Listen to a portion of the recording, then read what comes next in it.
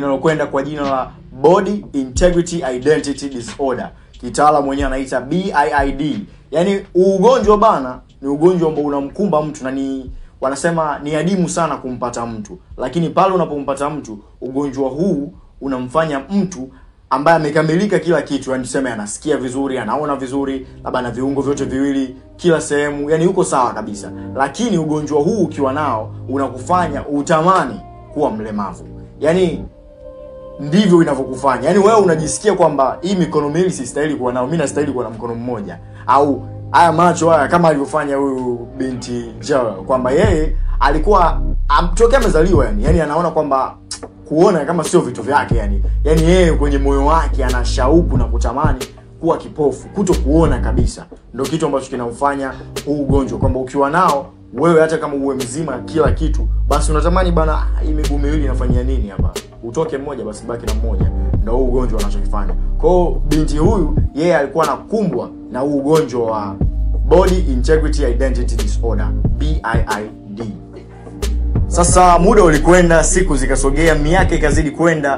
Bibi huyu ama binti huyu Joel Shopping aliendelea kuwa mtu mzima na alikuwa na maamuzi yake mwenyewe. Alipofikisha umri wa miaka 21, mwaka huo ulikuwa ni mwaka 2006, kitambo kidogo, ambapo ndo mwaka ambao aliamua sasa rasmi kwamba bana mimi najipofusha.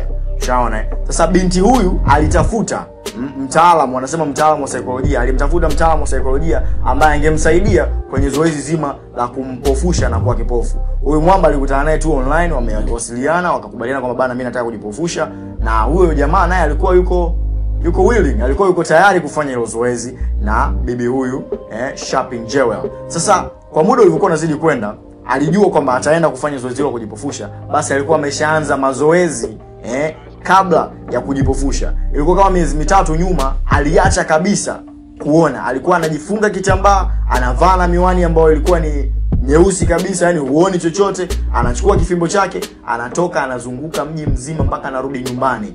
Hapo bado yuko tayari anaona, lakini alikuwa anachukua mazoezi kwamba akishakuwa kipofu activities atakuwa anazifanyaje. Kwa miezi 3 nyuma binti huyu alikaa bila kuona. Anavaa kitambaa, anavaa miwani, anatoka zake nje, anapiga misele, anakata mji, anamaliza, anarudi nyumbani bila shida yoyote.